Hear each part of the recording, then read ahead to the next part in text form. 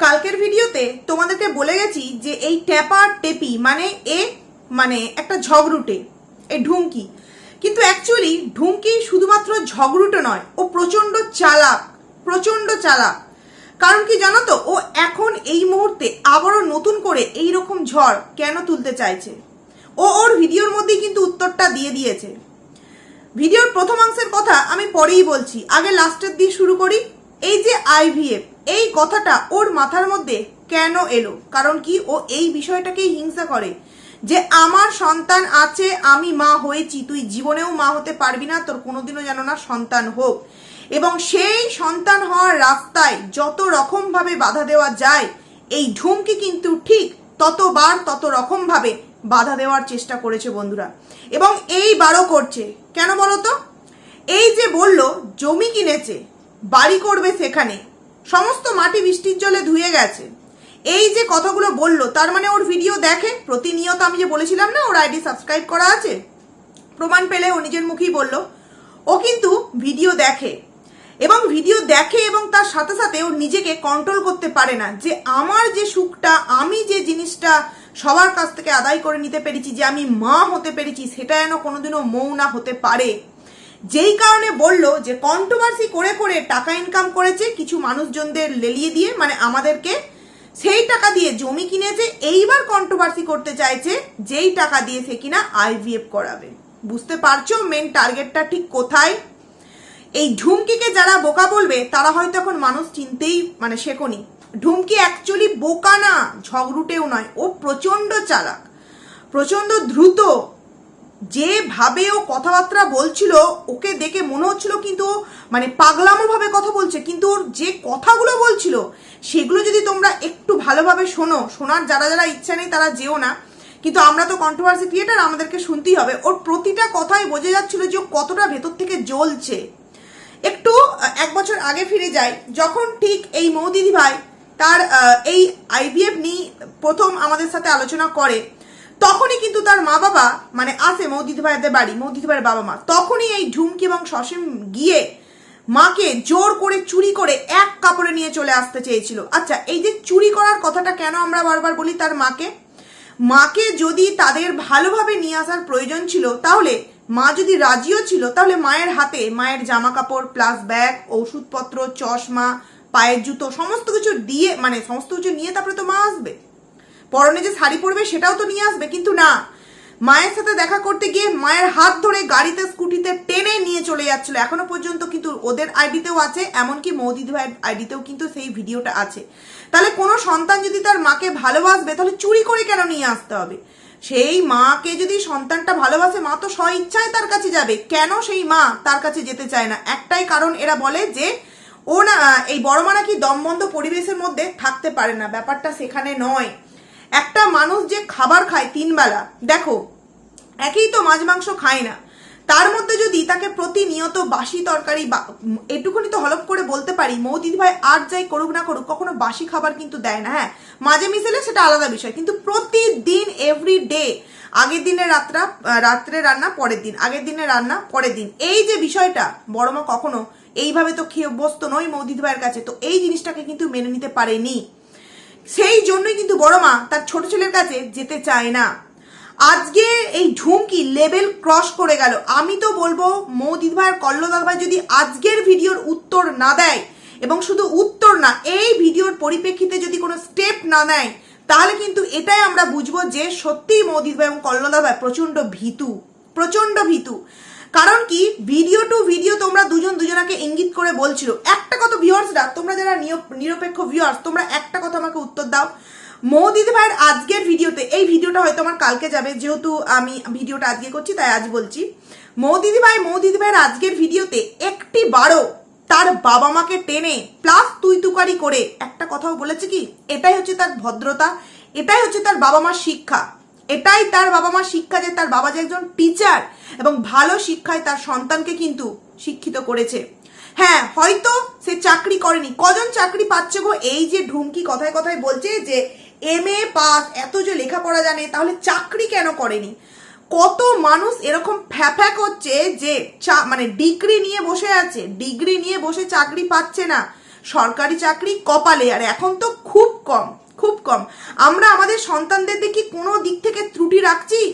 একটা 5 বছরের বাচ্চার পেছনে 2টো টিচার, নিজে পড়াচ্ছি, স্কুল যাচ্ছে, সে যে বড় হয়ে সরকারি চাকরি পাবে এমন কোনো গ্যারান্টি আছে? ডিগ্রি তো তাকে নিশ্চয়ই পাওয়াবো, কিন্তু তা বলে যে সরকারি চাকরি পাবে এমন কোনো গ্যারান্টি আছে? সেখানে দাঁড়িয়ে কোথাকার জিনিস কোথায় টেনে নিয়ে যাচ্ছে এই ঝুমকি, যে বাংলাদেশে কিছু নিশ্চয়ই গলতি আছে, কিছু নিশ্চয়ই ঘটলা আছে, যেই কারণে মৌ দিদিভাই বাংলাদেশে যেতে পারে না। কথাই কথাই বারংবার বলছে বাবা মা 10 বার যায় 10 বার আসে। তোর কি খুব গায়ে লাগে নাকি রে? তার বাড়িতে তার বাবা মা আসে, তোর খুব গায়ে লাগে? তুই যে কতটা হিংসায় জ্বলে পুড়ে মরছিস না রে ঢুমকি, এই যে ঘটনাটা তুই ঘটাচ্ছিস, এই পাপের ফল তোকে কিন্তু ভোগ করতেই হবে। একটা মা সন্তান নিতে পারছে না যে কোনো একটা কারণে, তার যে চিকিৎসা পদ্ধতি, সেই চিকিৎসা পদ্ধতি তুই বারংবার বাধা হয়ে দাঁড়িয়েছিস, আর সেই মহিলাটাকে তুই কিনা বলছিস যে সে তোকে ডিপ্রেশনে ফেলছে, তোকে পাগল বানাবার চেষ্টা করছে। তুই তো নিজেই পাগল। যে মেয়ে ওপেন ক্যামেরায় সোশ্যাল মিডিয়ার মতো প্ল্যাটফর্মে বলে স্বামী টুটি ছিঁড়ে দেবে, এত বড় আস্পর্ধা! আর হ্যাঁ রে সসীম, তোকে তুই তুকারি করেই বলবো, তোকে তুই তুকারি করেই বলবো। তোর অফিস স্টাফেরা এগুলো দেখে না যে তোর বউ তোর সামনে তোকে বলছে টুটি টিপে ছেড়ে দেবো? এই যে কথাগুলো অফিসে দেখে না? তোর মান সম্মান কিছু আছে অফিসে? নাকি সেখানে যা, সেখানেও গিয়ে কিছু না কিছু করে চামচাগিরি কারোর না কারোর সাথে করিস? কোনটা? না হলে ভাবো বন্ধুরা, টুটি টিপে ছেড়ে দেবো এই কথাটা যখন কোনো একটা ওয়াইফ তার হাজবেন্ডকে সোশ্যাল মিডিয়া ওপেন প্ল্যাটফর্মে বলে, তার মাথা ওইখানেই হেঁট হয়ে যাওয়ার কথা। এখানেই এদের মানে দুজনকার সব থেকে বড় পরিচয় পাওয়া যায়, সব থেকে বড় পরিচয় পাওয়া যায়। আজকে কথায় কথায় মৌ দিদিভাইয়ের বাবাকে টানা হলো, কিন্তু কেন? মৌ দিদিভাই তো একবারও বলেনি এই ঝুমকির বাবা মাকে তুলে কোনো কথা। সে তার ভিডিওতে কি বলেছে যে এখনকার যে সমস্ত মানে যে নিম্ন রুচিকর মানুষের কথাবার্তা, এই নিম্ন রুচিকর, তো নিম্ন রুচি বলতে কিন্তু কারোর গার্জিয়ানকে এখানে নিম্ন রুচি এই কথাগুলো বলা হয়নি, কিন্তু এই ঢুমকি কোথা থেকে টানলো যে আমরা নিম্ন রুচি? তাহলে আমার বর সরকারি চাকরি করে, আমার বর তার যদি নিম্ন রুচিকর মানুষ হয়, তাহলে তোর বাবাও তো চাকরি করে, স্কুল টিচার, তাহলে তোর বাবাও নিম্ন রুচিকর। যে মেয়ে কথায় কথায় বাবা মাকে ইনসাল্ট করতে পারে না, সেই মেয়ে কতটা যে জঘন্য মেন্টালিটির মানুষ, এবং কি শিক্ষায় তুই ছোট থেকে মানুষ হয়েছিস বোঝাই যায়। কোন শিক্ষা নিয়ে তুই মানুষ হয়েছিস? তোর শিক্ষা যে কতটা ভালো ছিল, যেই কারণে তুই মৌদি ভাইকে বলছিস না যে বাংলাদেশের মেয়ে হয়ে এই দেশের ছেলের সাথে কেন প্রেম করেছে, তুই কেন টিচারের সাথে প্রেম করেছিস? কখনো কি এরকম হয় টিচার পড়াতে গিয়ে স্টুডেন্টের সাথে প্রেম করে আসে? হয় এরকম? খুব কম হয়, খুবই কম হয়। এবার অনেকে আমাকে বলবে যে হ্যাঁ এরকম অনেক দেখা যায়। না দেখা যায় তো আমিও জানি, টিচারের সাথে স্টুডেন্টের প্রেম করে বিয়ে করছে সেটা আমিও জানি, কিন্তু এটা কোথাকার ওর কথা হলো যে বাংলাদেশের মেয়ের সাথে কখনো আমাদের এখানকার ছেলের বিয়ে হতে পারে না, এবং বিয়ে করেছে মানেই বাংলাদেশে তার কোনো ঘটনা আছে। পৃথিবীতে কত কত মানুষ আছে বাংলাদেশ থেকে আমাদের এখানে এসে বসবাস করছে। আমি যে এরিয়ায় আমার শ্বশুরবাড়ি থাকি এইখানে নেই, আমার বাপের বাড়ির ওদিকে আমাদের গ্রামটা শেষ হলেই অনেক মানে পুরো গ্রামটা জুড়ে আছে বাংলাদেশি অনেক মানুষ। তার মানে প্রত্যেকে বাংলাদেশে কিছু একটা না ঘটনা পাকিয়ে তবে এখানে এসছে, এটা কোনো মানে হলো? তাহলে তো আমিও এটা বলতে পারি যে কোন স্টুডেন্ট কোন টিচারের সাথে এরকম পড়তে গিয়ে প্রেম করে নয়, জঘন্য মেন্টালিটি নিম্ন রুচিকর না হলে এরকম করতে পারে না। তুই এতটা ছোট লোক, তুই মানে জানু ড্যাশ, তুই নাহলে কারোর বাবাকে নিয়ে এরকম টার্গেট করতে পারিস যে বাবা শিক্ষিত, বাবার পয়সা আছে, তাহলে কেন বিয়েটা ওখানে দিতে পারলো না? কেন কোনো ভবনে দিল না? কেন বিয়ের দান সামগ্রী আমার কাছ থেকে ধার নিয়ে করতে হলো? আমি যতটুকুনি জানি তোমাদের সামনে বলছি, তারপর তো মৌদিদ ভাইয়ের মতো করে আশা রাখছি তার ভিডিওতে অ্যান্সার দেবে।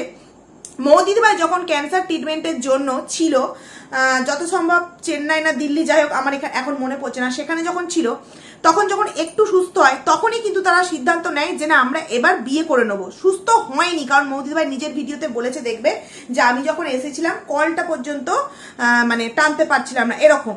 তো সেখানে সেই মুহূর্তে তার বাবা মার ইচ্ছা ছিল না যে মেয়ের ওই মুহূর্তে বিয়ে দেওয়া হোক, কিন্তু তার জীবনে একটা এরকম ইচ্ছা ছিল যদি কিছু হয়ে যায়, যাকে ভালোবেসেছি অন্তত তার হাত থেকে আমি সিঁদুরটা পরে নিই।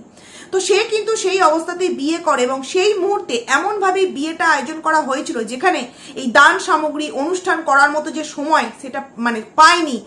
ওখান থেকে চিকিৎসা করেই এসছে, আসার সঙ্গে সঙ্গে কিন্তু বিয়ের একটা আয়োজন, কারণ একটা মেয়ে একটা ছেলে অবৈধভাবে কিন্তু বিয়ে না হলে একটা ঘরের মধ্যে বা একটা ফ্যামিলির মধ্যে কিন্তু থাকতে পারে না। বিশেষ করে গ্রামের দিকে কত রকম কথা হবে বুঝতেই পারছো। তো বিয়েটা হয়েছিল খুব তড়িঘড়ি, তড়িঘড়ি খুব বিয়ে হয়েছিল, যেই কারণেই কিন্তু না ভবন সিলেক্ট করার সময় পেয়েছিল নাকি দান সামগ্রী, কিন্তু মৌদিদ ভাই বাবা যথেষ্ট টাকা পয়সা দিয়েছিল তাদেরকে খরচা বাবদের জন্য, অনেক কিছু করেছিল। কিন্তু এরা সেই বিষয়টাকে কেন্দ্র করে বলছে বাংলাদেশে নিশ্চয়ই কিছু আছে, যেই কারণে এখানে বিয়েটা দিতে হয়েছিল এবং এখানে এসে তার বাবা এতটা ভদ্র, এতটা শিক্ষিত, এত তার পয়সা আছে যে আমার দান সামগ্রী নিয়ে তার বিয়ে দিতে হয়েছিল। মানে এতটা নিম্নরুচিকর। আর আমি ভাবি এর বাবা মা কেমন, এর মানে অন্যান্য মানুষের বাবা মা, আমাদের বাবা মানে গালে চল লাগাতো যে তুই সোশ্যাল মিডিয়ায় ওই মেয়েটার বাবাকে যে তুই টানছিস, ওই মেয়েটা আমাকে কতবার টেনেছে, তোর মাকে কতবার টেনেছে, টানেনি তো? তাহলে তোর হচ্ছে তোর যার সাথে তুই তো যাকে বল তার মা বাবাকে কেন টানছিস? সব থেকে বড় কথা, যেই মানুষ পোষ্যকে নিয়ে বলতে পারে যে ওটা তো তোর পোষ্য, আমি বলতেই পারি, তার তো আর বিয়ে হবে না, আর তুই এইসব যে করছিস আমার মেয়ের বিয়ে দিতে হবে। পোষ্য কখনো সন্তান হয় না। আমি একটা মানে ধারণ করেছি না, গদ ফাটতে ফেলেছিস গর্ভ ধারণ করে, এবং সেই একটাকে যেমন জন্ম দিয়েছিস তেমনি একটাকে মেরেও ফেলেছিস একদম সোশ্যাল মিডিয়া এসে। তুই তো একটা খুনি, তুই বলতে চাইছিস তুই হচ্ছিস খুনি আর ডাইনি, বুঝলি? তুই এই বলিস কি একটা জিনিসকে শেষ করে দিয়ে আবার নিজে মা এটা গর্ব করছিস। কিছুদিন আগে বন্ধুরা, প্রায় আজ থেকে 1 বছর বা 6 মাস আগে এই একটা বেবিকে নিজের হাতে শেষ করে দিয়েছে, নিজের আশা বেবিকে নিজে শেষ করেছে। কি না, ডিপ্রেশনে চলে গিয়ে। ভাবো একবার, ডিপ্রেশনের লেভেল এতটা হাই হয়ে গিয়েছিল যে নিজের বেবিকে নাকি শেষ করে দিয়েছে। কতটা নোংরা মানসিকতার মানুষ হলে এইরকম কাজ করতে পারে? কথায় কথায় যে মেয়ে বাবাকে মাকে অপমান করতে পারে, তার আর যাই হোক তার মধ্যে মানে সামান্য বোধ বুদ্ধিটুকুনি আছি বলে আমি মনে করি না। রেজাল্ট দেখাতে বসেছিস না, রেজাল্ট, ওই রকম রেজাল্ট না অনেকের আছে, আমাদের বাড়িতেই ওরকম রেজাল্ট আছে, সেও কিন্তু চাকরি পায়নি। চাকরি হচ্ছে কপালে, চাকরিটা পেয়ে গেছিস বলে কি বলছিস যে এখন নাকি হিংসা করছে মৌদিদ ভাই তোকে, বাড়ি হয়েছে, ফ্ল্যাট হয়েছে, গলার হাড়গুলো পুরো বুঝে গেছে, যেই কারণে তোকে দেখে হিংসা করছে না। তুই মৌদিদ ভাইকে দেখে হিংসা করছিস আর ভয় পাচ্ছিস পাছে বুঝে আইভিএফ করে বাচ্চাটা যদি হয়ে যায় তাহলে তোর অবস্থাটা কি হবে। এই কারণে না তুই হিংসায় জ্বলে পুড়ে মুড়ে এই মৌদিদ ভাইকে নিয়ে বলছিস। আমি একটা কথা মৌদিদ ভাইকে বলছি যে দেখো, আমরা পুরোটা দেখতে পাচ্ছি, পুরোটা দেখি কিন্তু আমরা ভিডিও করছি, কিন্তু কোথাও না কোথাও তোমাদের অনেক ভুলভ্রান্তি আছে।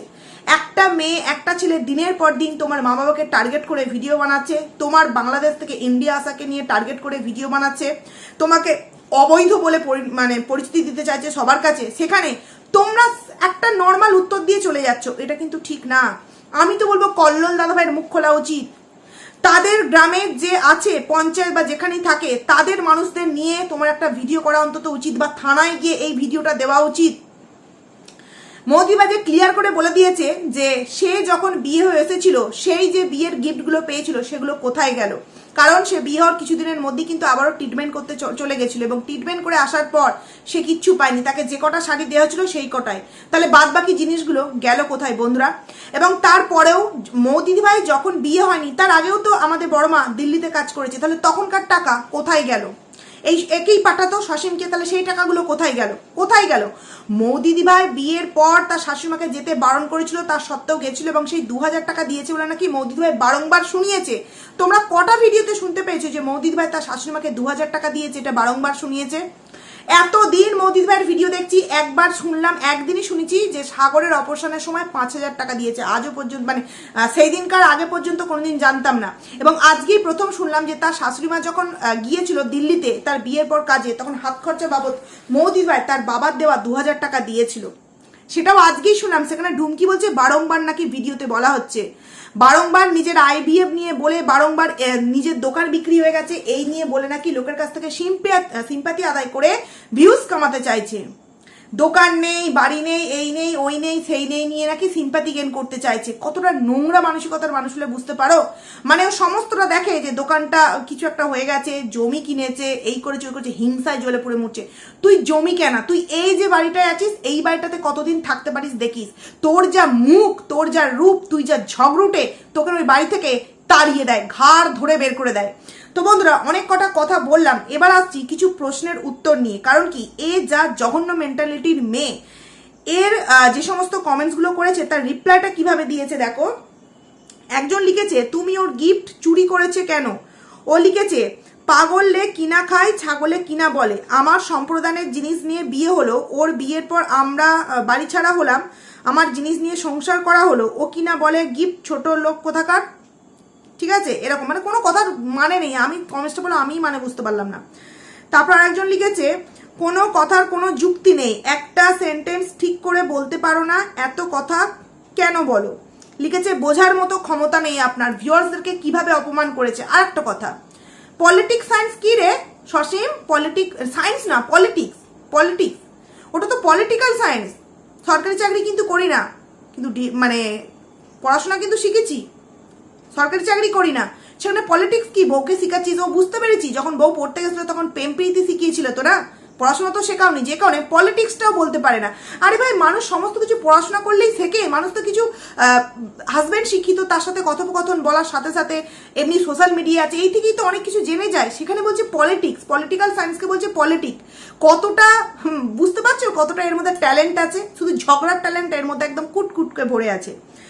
তারপরে একজন লিখেছে যে 18,000 টাকা দেওয়ার প্রমাণ দাও।